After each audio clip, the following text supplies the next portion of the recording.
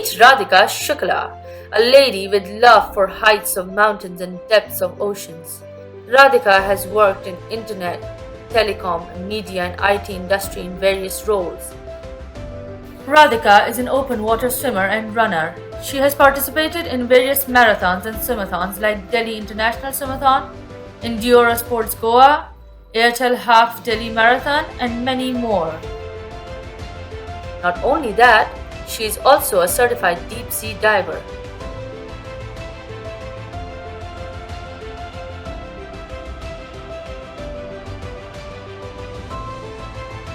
Tell us, Radhika, how did it all start? So I learned how to swim at after during my first job actually, because I had not even seen a swimming pool till my first job with Hewlett Packard in 2003 actually. That's when I learned, and I learned in 15 days like everybody else learns, right? A basic swimming thing. And after that I didn't pursue it at all for a lot of years because I got busy with jobs and shifting and working. And then around 2010 actually I again started swimming when I moved into my new house in a condo where there was a swimming pool. And then I started swimming just for leisure without any race or target. And my son was born in 2011, so swimming is a very good, very healthy exercise. So I was walking and swimming till the last day he was born. He was born on 23rd. I was swimming till 22nd June. And I think then around 2017 was the first race I participated in Talkatora Stadium. It was a 1 kilometer swim in the pool. How did you prepare for your first race? So I just went without any practice, and I just completed it in time, and there were few participants. And then I participated in a couple of two more swimathons, Goa swimathon. Again I swam 1 kilometer in the sea. I without any preparation again. I didn't prepare much, and I just went and did my swimming and came back. And all this happened with different gaps, a lot of gaps of time, because I was not focusing on any kind of race. Again I went, and after that in 2019 or 18 I went for a 5 kilometer swim in open water with Goa Open Water Swimming Club. That too without any preparation. I was very scared, but I thought, and the people Goa Open Water Swimming team was very encouraging. And I told them that just 1 kilometer is the maximum I have swam before. I've never swam more than that. I have practiced in pool, but they were very encouraging. So I completed that 5 kilometer swim on my own. I stopped in between with them. They gave me water on the kayaks and all. They were on the kayaks around us and they gave us water. And then I participated in a 2 kilometer swimathon in Goa. That too was also without much preparation. When I say much preparation, I was generally very active. So I used to run, I used to hike, I used to do some HIIT workouts, I do Pilates, but that was not a planned training regime. I just used to do it for fun. Over a period of time, I built a lot of endurance, which is because I used to cycle 20 kilometers a day on those normal cycles. I participated in a 10 kilometer race also, when I did my first 10 kilometer race in 54 minutes. This all was without preparation, just casual running, which is when I got a little interested in running and swimming, because I thought that without preparation, if I am able to do all these things, if I prepare, I can definitely do better. Which happened in 2018. It was Pinkathon. Then I prepared for a race and I ran. So then I started taking some sorts of classes with a coach on and off. There was no, I couldn't get a dedicated coach which would suit my timings. And then I started watching a lot of swim videos. Most of my swimming is self-learned. And then I want my son to learn actually. So I taught him basic swimming. And then I have put him in a swimming academy. So I used to take him when he was very small, 4 years old, and then I used to watch him and other swimmers also and practice, because as I said, you can learn how to swim in 15 days, but then perfecting that takes a lifetime, right? Even people who are good swimmers also spend a lot of time in the pool. Then I started working on the strength part also, like swimming requires a lot of upper body strength. I could never do a proper pull-up or a push-up. I still cannot do pull-ups, but I can do push-ups now. So I started preparing that upper body strength, and I do a little bit of boxing also. And from an endurance perspective, I run. So running helps build a lot of stamina. Running, HIIT intervals, and a lot of things that build my stamina. And then upper body and strength, etc. I do a lot of burpees, all these kind of things. Then the third thing about open water swimming is sighting and all. Watched a lot of videos, and then I watched kicking. And then whenever I used to swim in the pool also, since I was very enthusiastic about learning, sometimes there's a coach standing next to you. They used to give advice that do this properly, do that properly. Then I think the biggest problem about open water swimming is the fear. People have a lot of fear about which I do as well. Because I am. I mean, Indians naturally don't spend a lot of time in the sea or open water like people abroad, right? So we do have a long coastline, but a lot of Indians don't know how to swim. And as I'm not a childhood swimmer either, but I love water. So I am a certified diver as well, scuba diver or advanced open scuba. So I love water. So I used to dive also. So it's not that I have no fear, but I am able to control my fear. So when I begin any swim in the open water with Goa Open Water Swimming Club or any club, the first few seconds when you jump from the boat are still scary for me. I'm still scared, but once I am in the water, I'm able to control my fear and then manage. Once I start swimming, it's fine. And then I always make a point that I will complete the swim, because I won't give up. That is one thing. So it's about a little bit of fear, but then that I'm able to manage.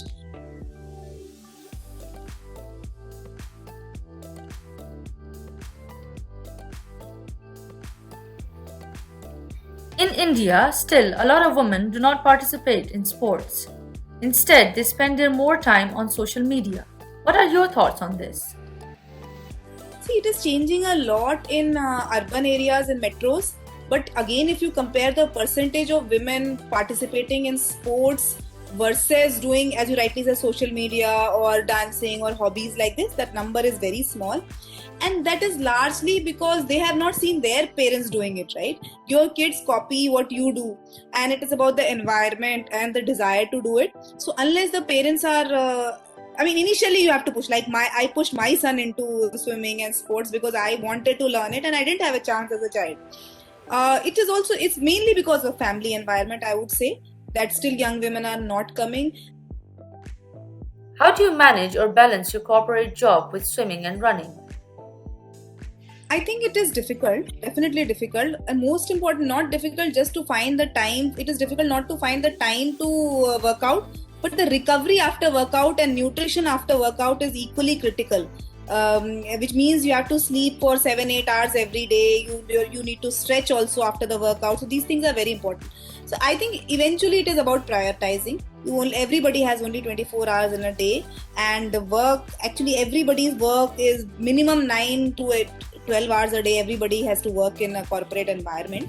So I think after that it is your personal space, how you prioritize. I plan my day. I usually get up at 4:30, 4:45 every day, and then I might have a swim plan or a run plan or a yoga or even strength workout or I plan my day, and then usually around 5:30 or 5:45 I go out for my training, and my son goes for his training because he also trains in the morning.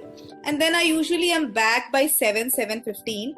After that I have a little bit of rest, half an hour, 45 minutes of rest, and I have my breakfast and all. And then 8 by 8:30 I'm ready to go to either work or nowadays because of COVID we are working from home, so that is giving me a lot of additional time to rest actually. So I can rest a little more. How do you get the energy to work out after work? That's where these races and all come into picture, right? Because if you have to participate in an event, you need to plan, you need to have a goal. So having a goal helps a lot. Otherwise everybody is tired, right? I also get tired and I don't want to come back and work out.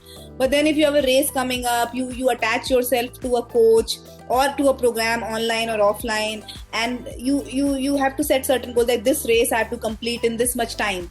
And then if you do not follow that plan, you feel guilty that you have cheated yourself even without anybody telling you, right? So that gives you the energy, because we have energy, all of us have it in us to do it. And then I see other people also, they doing these things. When I come to a race, I meet other male and female triathletes, athletes, and it is very motivating to listen to their stories also. There are few women like me who have small kids, who have work, and how they balance their life. So there are a lot of things you look at to motivate yourself, and you stay in touch with them. What is your workout and your diet routine like? I swim 3 to 4 times a week. I run 3 to 4 times a week. Once a week I do weightlifting. Once a week I do core workout, abs and Pilates and all. And thrice a week I try to do yoga. So I mean, sometimes in the morning, evening, depending upon whenever I have time. If I have 20 minutes of time, I catch and do some stretching and yoga. I follow an online program. So this is what I do. I don't eat outside. I rarely eat outside because outside food is very unhealthy. Not even once in say 3-4 months, unless I'm traveling. I eat homemade food and I'm a vegetarian. Before I have to go for an active race, I eat dates. I don't go empty stomach. I eat something in the morning. A banana. Banana is a very good thing and it is really very friendly for the environment also, unlike these gels and all, right? So yeah, banana or dates. These are things I take for my race. I always carry water with some salt in it because you get very dehydrated, and I have made those mistakes of getting dehydrated and passing out in a race. So I drink some salt water, and after the race I use a tablet, a fast enough tablet, etc. for recovery. Your advice for young people who want to stay healthy or become open water swimmers or triathletes? I think the most important thing is to incorporate some exercise in your routine. Every day, at least 45 minutes of exercise is important. Even if you do not want to participate in a competitive sport, I think a lot of Indians suffer from sedentary routines because we have help, etc., staff, etc., to do household chores for us, right? Which is why most Indians don't do any work, right? Forget about, and the best then they come up with walking. Walking in my mind is a useless exercise. I mean, a little bit if you want to do, it's fine, but it's a waste of time to in my mind. I think at least 3 days a week you should run a little bit, at least just to get some heart rate training and build some endurance. 1 or 2 days, everybody should do some yoga, stretching, and then do some weights. I think for women and even for men, weights, some amount of weight under guidance, not on your own, is very important. So if I had to not compete for any sport, at least I will do 3 days of running, 1 day of weight, and 2 days of yoga. If you don't, just to stay healthy, and rarely eat outside. I think outside food is very unhealthy. What races are you going to participate in near future? See, I think in near term, this year there is an aquathlon or a swimathon that is planned in Delhi. Many events have been cancelled because of COVID. This year I will do that. And eventually my plan is to run a half marathon by February, when it is safe, next February. Then I think Goa Swimathon happens in March. It got cancelled for 2 years in a row. I might participate in the 2022 one. And then I used to swim with Goa Open Water Swimming Club pretty often, at least twice or thrice a year I used to go. I plan to do that, and that had built a lot of endurance, 5-6 kilometers of swim with them. This year anyway, everything else is blocked, and I have also not swam volumes.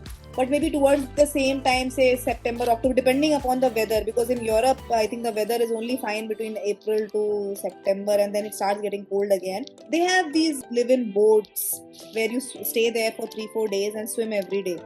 So I plan to do that. So we'll see how it works for the family, or then I'll go alone. So that is a plan. Like first 1 or 2 years, I'll just do it for fun and leisure, just swimming with the group, getting to know the people, because language also might be a constraint in some places. And it's a new place, you don't know the people, the culture, etc. And maybe after that I will participate in a competition. I don't know. That is my plan for next year.